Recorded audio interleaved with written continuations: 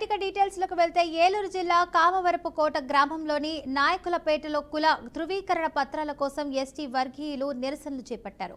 సుమారు 100 కుటుంబాలు గత 7 సంవత్సరాలుగా కుల ధృవీకరణ పత్రాలు పొందలేక ఆర్టీఓ తహసీల్దార్ అధికారులు అడ్డుకుంటున్నారని ఆవేదన వ్యక్తం చేశారు.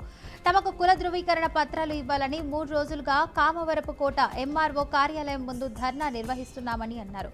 ఆ కులానికి చెందిన సుమారుగా 89 మంది విద్యార్థులు వివిధ పాఠశాల కళాశాలల్లో విద్యను అభ్యసిస్తున్నారని చెప్పారు. ఇప్పటికే గ్రాడ్యుయేషన్ డిగ్రీలు పూర్తి చేసిన కొంతమంది విద్యార్థులకు కుల ధృవీకరణ పత్రాలు లేనందున ప్రభుత్వ ఉద్యోగాలను పొందలేకపోతున్నారని ఆవేదన వ్యక్తం చేశారు.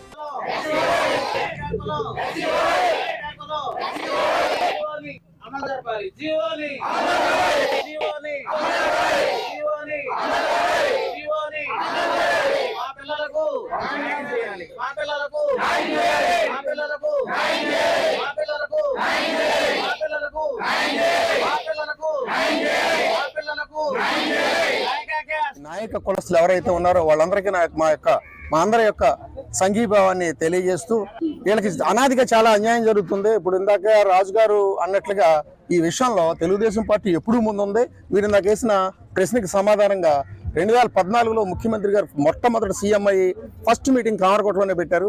ఆనాడు ఈ ఫైల్ అంతా తీసుకెళ్లి ముఖ్యమంత్రి గారికి ఇవ్వడం జరిగింది. ఆ రోజు కాటమనేని భాస్కర్ గారికి ఆ ఫైల్ని ఆయన రికమెండ్ చేస్తే ఆయన దగ్గరికి తిరగటం, అప్పటి ఆర్డీఓ గారు ఎంఆర్ఓ గారి ద్వారా విపరీతమైన ఫైట్, మామూలుగా కాకుండా రెగ్యులర్గా మేము వెళ్ళామంటే ఇదే పని మీద నాయకులను పెద్దలందరినీ తీసుకుని మేము వెళ్ళటం. అప్పుడు చివరికి 2019లో ఒక 23కి సర్టిఫికేట్లు ఇష్యూ జరిగింది. ఇక్కడ ఏంటంటే జరిగేది వ్యత్యాసం చాలా జరుగుతుంది. ఏంటంటే ఆ ఎవరైతే 23కి ఇచ్చారో వాళ్ళ తల్లిదండ్రులు ఆల్రెడీ తల్లి కానీ తండ్రులు కానీ అదే సర్టిఫికేట్ మీద ఉద్యోగాలు చేస్తున్నారు. మరి కొన్నాళ్ళు ఆపుతారు, కొన్నాళ్ళు 2 పిల్లలు ఉంటే ఓ పిల్లడికి ఇస్తున్నారు, ఓ పిల్లకి ఎవరు. ఈ వివక్ష ఖచ్చితంగా జరుగుతుంది.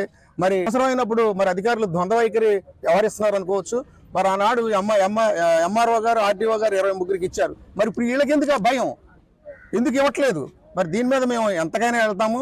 మరి మీరు అడిగిన దానికి సమాధానంగా లోకేష్ బాబు గారు 4-5 గంటలకు ఇంటర్వ్యూ ఇస్తారు తెల్లవారుజామున. అక్కడి నుంచి స్టార్ట్ అవుతుంది. అక్కడ క్యూలో నుంచి ఈ నాయకులు తీసుకుని లోకేష్ బాబు గారి దగ్గర తీసుకెళ్లి ఈ విషయాన్ని ఆయన దృష్టిలో పెట్టడం జరిగింది. మహిమా జ్యోతి, నేను మా ఊరు నాయకులపేట, నాది ఇంటర్ కంప్లీట్ అయిపోయింది. నేను బీఎస్సీ నర్సింగ్ రాశాను. సీట్ ర్యాంక్ వచ్చింది 2955% అబవ్ వచ్చింది.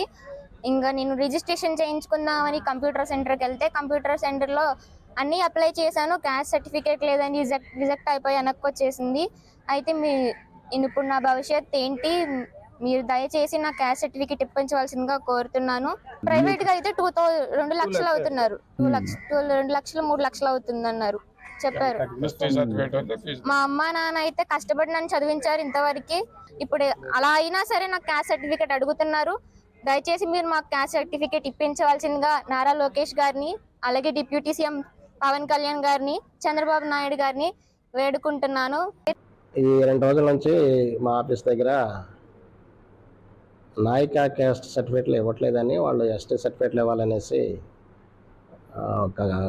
మంకినపల్లి కొండగూడెం విలేజెస్ నుంచి వాళ్ళు ఇక్కడికి వచ్చి మమ్మల్ని అడగడం జరిగింది. ఈ విషయంలో గత కొంతకాలం నుంచి ఎంక్వైరీ చేసి రిపోర్ట్లు పంపించడం, గవర్నమెంట్కి పంపించడం కూడా జరిగింది. ఇదివరకు ఏమైతే నిబంధనలు ఉన్నాయో వాటిని అనుసరించి చేయాల్సిందిగా తెలియజేశారు. ఆ నిబంధనలు కూడా ఇంకా క్లారిటీ లేకపోతే మరలా ఇప్పుడు ప్రజెంట్ ఉన్న ఆర్డీ గారు కానీ కలెక్టర్ గారి ద్వారా గవర్నమెంట్ రిపోర్ట్ పంపడం జరిగింది.